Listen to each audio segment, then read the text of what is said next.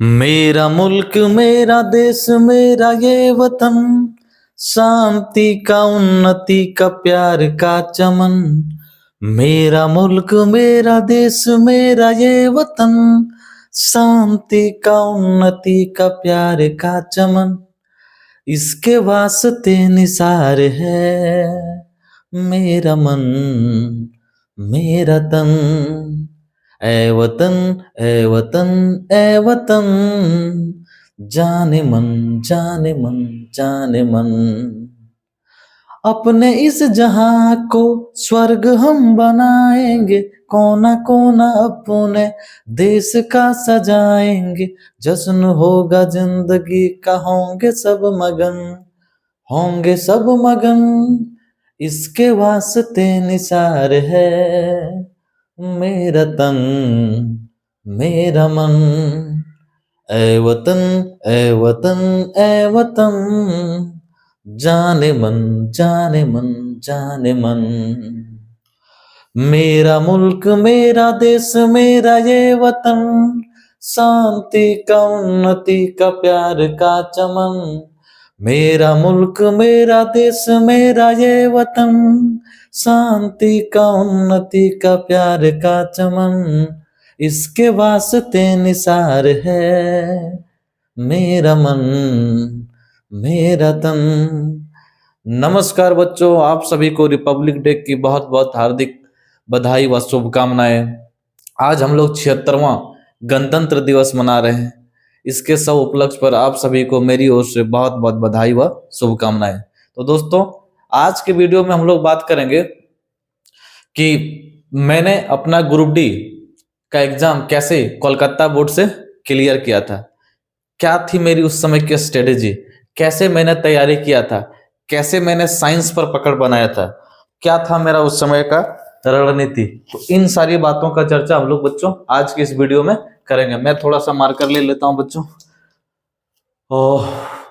मैंने हालांकि मेरा उससे पहले आरआरबी एनटीपीसी भी क्लियर हो चुका था और फाइनली मैं जो अपना सिलेक्शन लिया वो एनटीपीसी में ही लिया था, ग्रुप ये स्टेशन मास्टर के पद पर। लेकिन मैंने ग्रुप डी का भी एग्जाम दिया था और उसमें भी मेरा ठीक ठाक नंबर आया था और मैंने ग्रुप डी का जो फॉर्म डाला था वो कोलकाता बोर्ड से डाला था। तो क्या था मेरा उस समय स्ट्रेटेजी, कैसे मैंने की थी तैयारी, इन सारी बातों का चर्चा हम लोग आज के इस वीडियो में करेंगे बच्चों ग्रुप डी 2025 की वैकेंसी की बात किया जाए बच्चों, तो जाइए थोड़ा सा देखते हैं।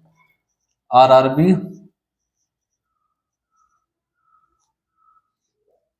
Group D 2025, RRB group D 2025 की एग्जाम वैकेंसी की बात किया जाए जो बच्चों, करीब करीब 32,438 या 33,000 के आसपास लगभग सीटें निकली है। 32,438 करीब करीब 32 या 33,000 के करीब करीब आप मान सकते हैं कि इतने सीटों पर बहाली होना है। तो इस बार जो है सीटों की संख्या काफी कम है, तुलना अगर ये किया जाए 2019 की जो बहाली निकली थी, जिसका एग्जाम 2022-23 में कंडक्ट कराया गया था, उसके ये में देखा जाए। मगर कोई बात नहीं बच्चों, जो हमारे सामने है बस उसके हिसाब से हमको तैयारी करना होगा। इस बार थोड़ा सा कटअप जाने की संभावना ज्यादा रहेगी क्योंकि सीटों की संख्या थोड़ा सा कम है, मगर उतना भी ज्यादा नहीं जाएगा जितना कि हम लोग सोचते हैं। यदि आप अपना तैयारी एक बार ढंग से कर लेते हैं, यदि आपका तैयारी में अच्छा पकड़ है, हर एक सब्जेक्ट पर आपका ठीक ठाक पकड़ है और किसी दो सब्जेक्ट में आप थोड़ा सा बेहतर तैयारी कर लें और बाकी दो सब्जेक्ट में आप एवरेज से थोड़ा सा ऊपर लेवल का भी यदि तैयारी किए हैं, तो मैक्सिमम संभावना रहेगा कि आप किसी भी बोर्ड से फॉर्म डालें हैं या किसी भी बोर्ड से फॉर्म भरे हैं, तो मैक्सिमम संभावना रहेगा कि आपका सिलेक्शन होगा। क्योंकि बच्चों मैंने भी जो ग्रुप डी का फॉर्म डाला था वो कोलकाता बोर्ड से डाला था। इससे पहले मैंने आरपीएफ पे भी वीडियो बना चुका है। मैंने आरपीएफ का भी एग्जाम 2018 में क्लियर किया था, वो भी मैंने कोलकाता बोर्ड से ही किया था। तो कोलकाता बोर्ड से मैं दो एग्जाम निकाल चुका हूँ।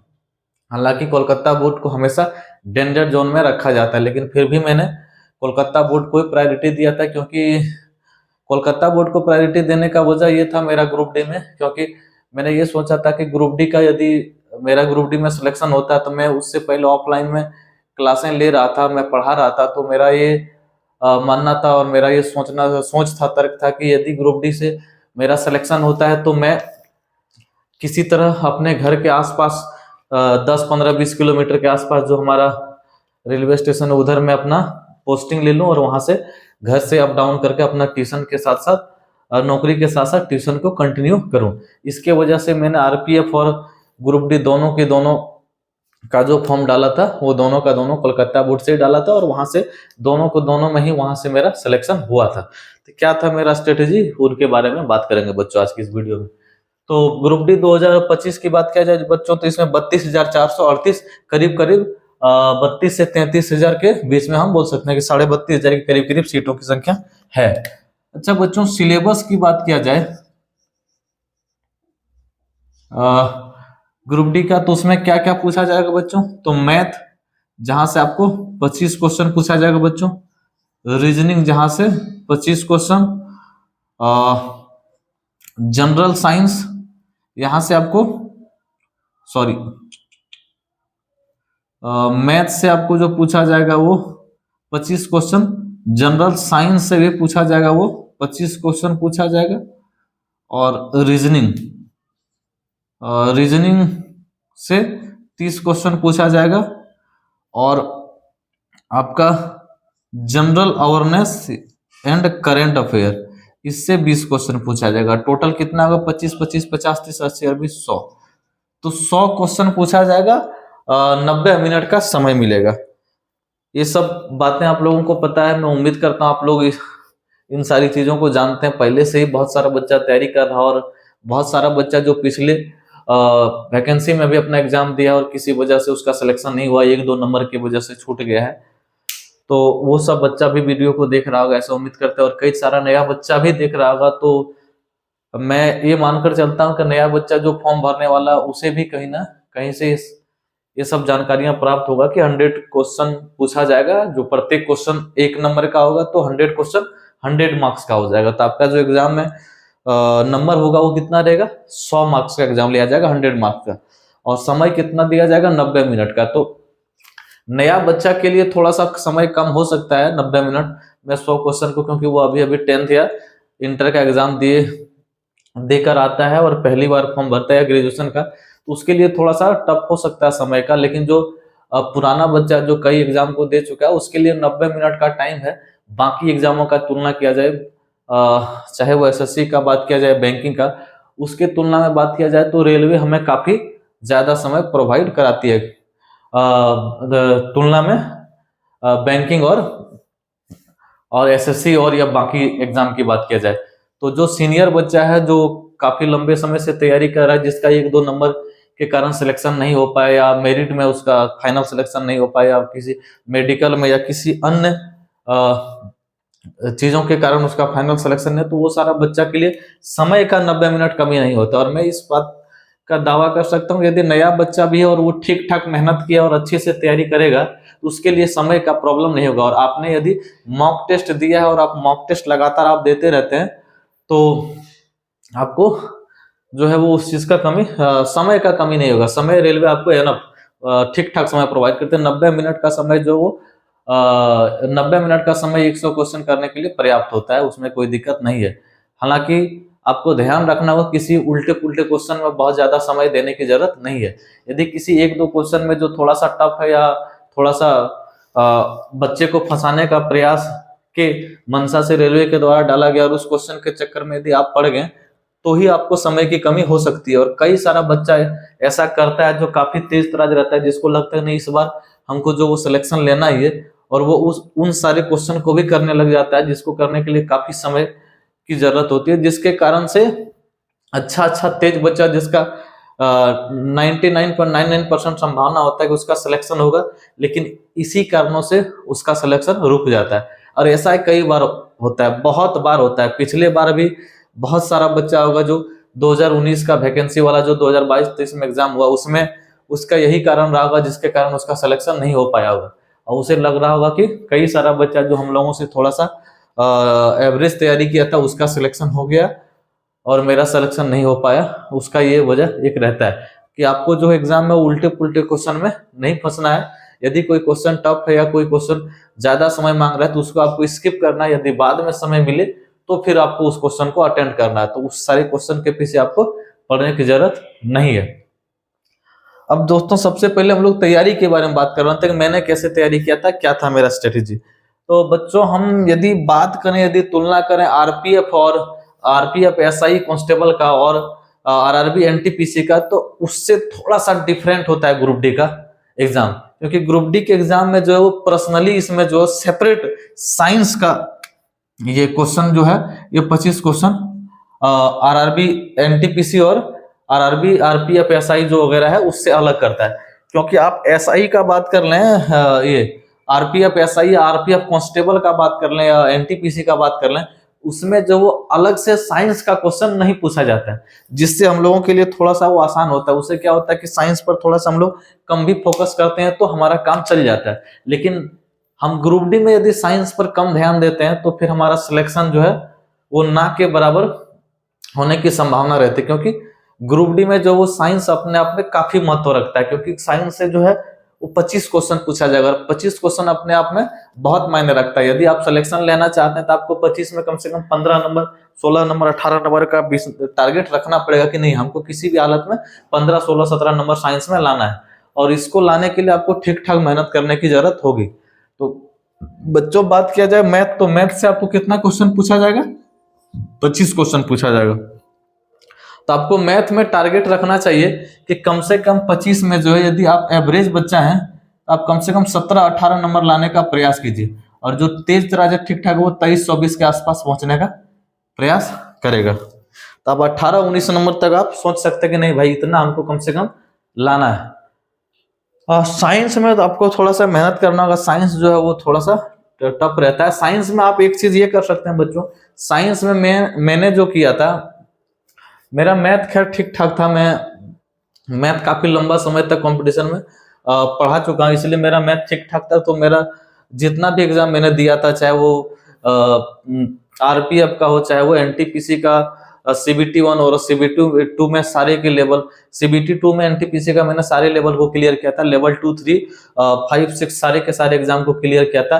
तो सारे के सारे एग्जाम में जो मेरा मेन फैक्टर था वो मैथ और रीजनिंग था। मैथ में लगभग मैंने 100% मार्क्स में लगभग किया था। एक आध नंबर की 19-20 की बात किया जाए तो अलग है, लेकिन मैंने सब में लगभग पूरी नंबर लाई थी। तो इसलिए मेरा मैथ में जो है वो नंबर ठीक ठाक आया था सब में। तो इसके कारण सिलेक्शन का थोड़ा सा मेरा संभावना ज्यादा बन रहा था। और रीजनिंग भी मेरा ठीक ठाक ही था।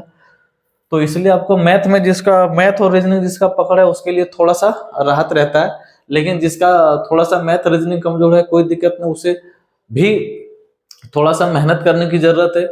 मैंने पहले भी कई सारी वीडियो में चर्चा कर चुका हूं कि कोई भी चीज भारी नहीं होता, बस आपको उसके पीछे समय देने की जरूरत होती है। जिसके पीछे आप समय देंगे वो आपके पास होगा, वो आपके साथ होगा। तो कोई भी सब्जेक्ट भारी नहीं होता है, सब में आप समय दीजिए, वो आपके साथ होगा। तो मैथ में आपको ठीक ठाक मेहनत करना पड़ेगा। हर एक चैप्टर को आपको मैथ को पढ़ना है। मैथ में बात किया जाए दोस्तों तो आपको थोड़ा सा ये हम यहाँ क्लियर कर दें कि मैथ जो है वो रेलवे में जो एडवांस मैथ की बात किया जाए, यहाँ से काफी बच्चा परेशान रहता है। तो रेलवे में एडवांस मैथ जो वो काफी ज्यादा टफ नहीं पूछता है। रेलवे में जो एडवांस मैथ रहता है वो काफी बेसिक लेवल का रहता है। एडवांस मैथ में आपको 2-3 चैप्टर पर थोड़ा सा ध्यान रखना है। सबसे ज्यादा आपको जो फोकस रखना है और जो ज्यादा ध्यान देना है, जिसमें रेलवे सबसे ज्यादा क्वेश्चन पूछती है, वो मेंसुरेशन है, क्षेत्रमिति। क्षेत्रमिति को आपको थोड़ा सा अच्छे से ध्यान देना है, क्योंकि रेलवे जो वो सबसे ज्यादा क्वेश्चन पूछती है वो मेंसुरेशन से ही पूछती है। बाकी आप दूसरा सबसे इंपॉर्टेंट चैप्टर हो जाता है आपका एडवांस में, वो हो जाता है आपका ट्रिग्नोमेट्री। ट्रिग्नोमेट्री से भी 1 या 2 क्वेश्चन पूछ लेता है रेलवे। तो ट्रिग्नोमेट्री से 1 या 2 क्वेश्चन आपको पूछने की संभावना रहेगी।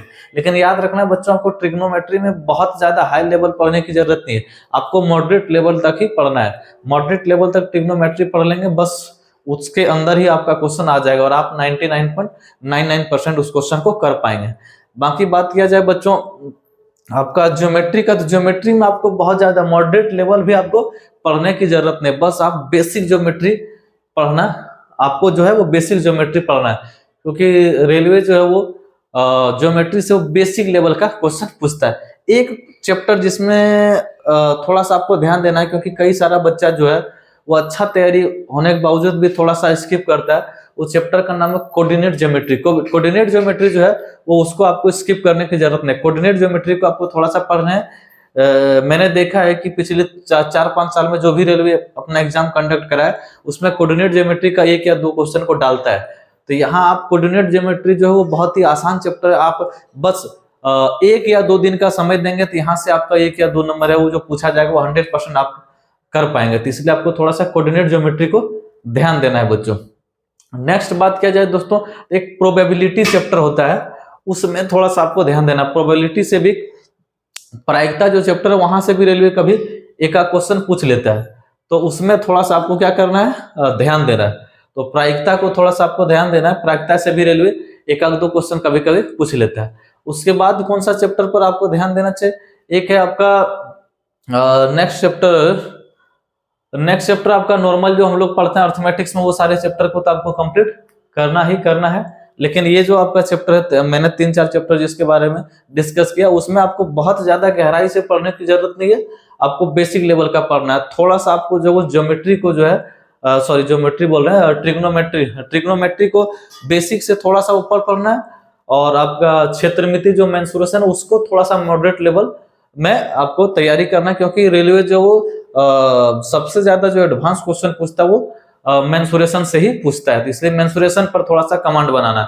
आप रेलवे ही नहीं बल्कि आप किसी राज्य सरकार में भी एग्जाम देंगे, राज्य सरकार का किसी भी राज्य का भी एग्जाम देंगे, तो वहां भी एडवांस से जो सबसे ज्यादा क्वेश्चन पूछा जाता है वो मेंसुरेशन से ही पूछा जाता है, और 4-5 क्वेश्चन कई बार पूछ लेता है। तो इसलिए मेंसुरेशन को आपको थोड़ा सा ध्यान देना है। बाकी बच्चों यदि मैथ में बात किया जाए तो नेक्स्ट आपको जो है वो time and work, pipe and system को थोड़ा सा अच्छे से आपको पढ़ना है, क्योंकि मैं यदि बात करूं 2018 का जो एग्जाम पहले ग्रुप डी का हुआ था और फिर 2019 वाला बाद में कंडक्ट करा गया, तो 2018 में पाइप एंड सिस्टम का क्वेश्चन जो कई सारे बच्चे को परेशान किया था, और पाइप एंड सिस्टम का जो क्वेश्चन वो अच्छे लेवल का रेलवे पूछ लिया था। तो आप pipe and system, time and distance, ये सब चैप्टर को थोड़ा सा आपको अच्छे से फोकस करना। बाकी नंबर सिस्टम और इन सारी चीजों को आप थोड़ा सा ध्यान दे सकते हैं। बाकी बात करें दोस्तों, नेक्स्ट हम रीजनिंग का बात करते हैं। मैंने जिससे रीजनिंग पे फोकस किया था, तो रीजनिंग का बात किया जाए दोस्तों, तो रीजनिंग में मैंने जो सबसे ज्यादा फोकस किया था वो ब्लड रिलेशन, जहां से 2-3 क्वेश्चन आने का संभावना रहता है। नेक्स्ट मैंने जो सबसे ज्यादा फोकस किया था बच्चों, वो सिलॉग से फोकस किया था। सिलॉग, कुछ कुत्ते बिल्ली हैं, कुछ गधा कुत्ता है, सभी कुत्ते बिल्ली हैं, इस तरह का जो क्वेश्चन आता है वो काफी रेलवे के द्वारा पूछा जाता है। 2-3-4 क्वेश्चन, 4-4 क्वेश्चन का ये पूछ लेता है। इसलिए सिलॉग पर आपको थोड़ा सा पकड़ बनाना, बहुत ही आसान चैप्टर है, एक बार आप पढ़ लेंगे तो बनाने में मजा आएगा, इस बात की गारंटी है। तो इसलिए आप सिलॉग को थोड़ा सा अच्छे से प्रिपेयर करेंगे, उम्मीद करते हैं। नेक्स्ट बात किया जाए दोस्तों, तो वो जो आपका स्टेटमेंट कंक्लूजन, स्टेटमेंट आपका आर्ग्यूमेंट वगैरह वाला जो चैप्टर है, वो 6-7 चैप्टर, उसको थोड़ा सा आपको क्या करना है, वो क्वेश्चन थोड़ा सा अलग माना जाता है। उसमें आप 100% श्योर नहीं हो पाते हैं कि आपने क्या आंसर सही कर पाया नहीं कर पाया। जब आपका आंसर शीट आता है तभी मतलब हम लोग क्लियर हो पाते हैं। तो उसमें क्या करना, आपको करीब करीब 500-700 क्वेश्चन जो हो, बाकी जो सारे पुस्तकों में दिया उसको इकट्ठा करना, और उसको आपको बनाने का प्रयास करना, उसके आंसर को देखना, और फिर उससे आइडिया लगाना कि इसका आंसर जो है वो कैसे, किस हालात में कैसे कैसे आंसर को इसको करना है। तो उन सारी चीजों को थोड़ा सा आपको क्या करना है, ध्यान देना, क्योंकि वहां से भी रेलवे 5-6 क्वेश्चन पूछ लेता है।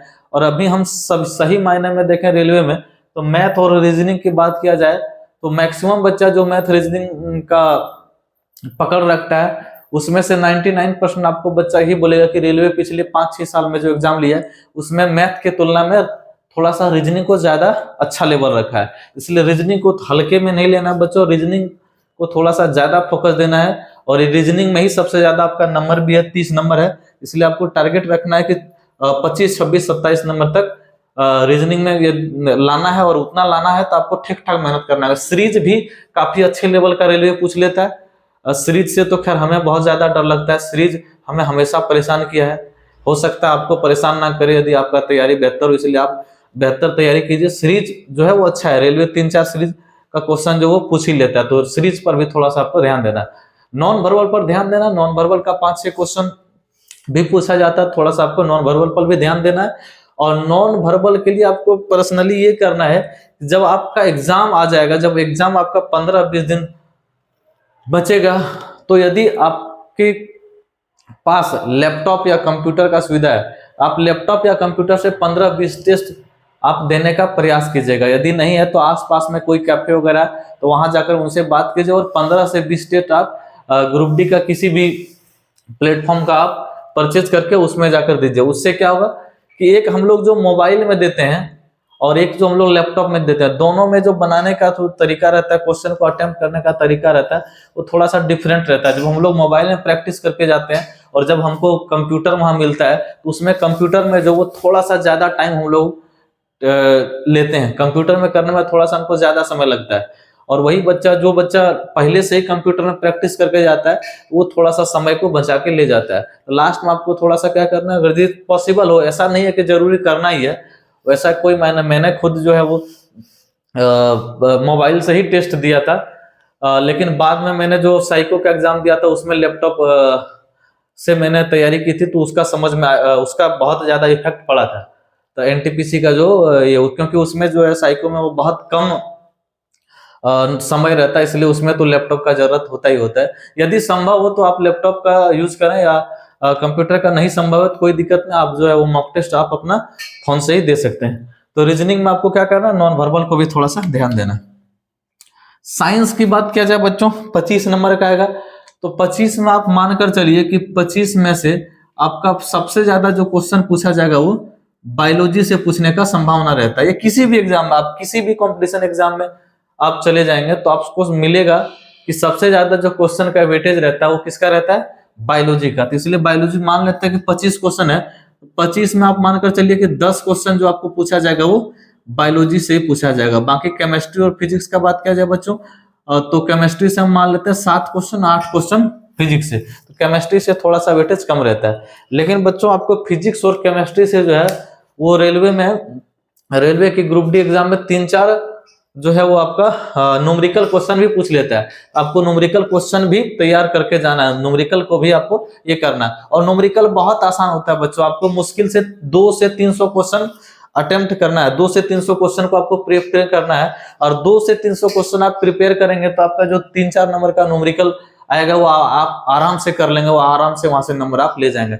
आपको क्या करना है, आप जिस भी टीचर से साइंस का तैयारी कर रहे हैं उसमें से आप न्यूमेरिकल का उसको कीजिए, और न्यूमेरिकल का एक सेपरेट कॉपी बनाइए और उसमें न्यूमेरिकल को एक 150 से 200, यदि आपका टीचर थोड़ा सा कम न्यूमेरिकल पढ़ाता है, थोड़ा सा कम आपको न्यूमेरिकल के क्वेश्चन को करवाता है, तो आप क्या करना, यूट्यूब पर जाइए और बस जो चैप्टर से न्यूमेरिकल है बस उस चैप्टर का नाम लिखिए कि इसका न्यूमेरिकल से संबंधित क्वेश्चन। बहुत सारे टीचर ने यूट्यूब पर न्यूमेरिकल का बहुत सारा क्वेश्चन पढ़ा कर रखा है, उसमें से आप 2-4 टीचर का वीडियो को क्या करना, देख लेना, उसके क्वेश्चन को आप कॉपी में नोट कीजिए, एक कॉपी पर्सनल बना लीजिए, 10 से 15 रुपया का कॉपी ले, ज्यादा मोटा कॉपी जरूरत नहीं है, 10 रुपया का कॉपी ही जो आपका न्यूमेरिकल के लिए एनफ है। मुश्किल से 15-20 पेज चाहिए और उस 150 से 200 क्वेश्चन चाहिए। आपने यदि 1.5 से 2 क्वेश्चन का एक नोट्स बना लिया इसका न्यूमेरिकल का, तो आपको यहाँ से 3 से 4 नंबर आसानी से मिल जाएगा, किसमें, न्यूमेरिकल में। बाकी आप बायोलॉजी में पढ़ के ठीक ठाक तैयारी कर सकते हैं। तो बायोलॉजी केमिस्ट्री जो है नॉर्मल जो आपका है वो समीकरण वगैरह से क्वेश्चन आता है बच्चों, संतुलित करने। केमिस्ट्री में आपको जो संतुलित करने वाला जो आता है समीकरण, उसको भी थोड़ा सा देखना है, कई बार रेलवे पूछ लेता है, तो उसको भी थोड़ा सा देखना है बच्चों। नेक्स्ट बात करें दोस्तों, तो जनरल अवेयरनेस और करंट अफेयर। तो जनरल अवेयरनेस और करंट अफेयर में बात किया जाए दोस्तों, जनरल अवेयरनेस में जो रेलवे अभी हाल फिलहाल के एग्जाम लिया है और जिसमें सबसे ज्यादा वेटेज रहा है वो रहा स्टैटिक जीके का। थोड़ा सा स्टैटिक जीके का आपको ध्यान देना है और करंट अफेयर पर ध्यान देना है, क्योंकि जो भी क्वेश्चन आपको पूछा जाएगा जीएस में, या जीएस बात कर रहे हैं इधर, जनरल अवेयरनेस में जो क्वेश्चन पूछा जाएगा वो मैक्सिमम क्वेश्चन जो पूछा जाएगा वो उसी क्वेश्चन से रिलेटेड पूछा जाएगा जो हाल में चर्चा में रहा है। तो बच्चों क्या करना, आपको करंट अफेयर को थोड़ा सा 1 साल का जो अभी लास्ट 1-1.5 साल का करंट अफेयर है, जैसे आप 25 में एग्जाम देने जाएंगे तो 2024 और 25 दोनों का करंट अफेयर को आपको क्या करना है, कंप्लीट कर लेना है। बाकी स्टैटिक जीके को आपको क्या करना है, कंप्लीट करना है।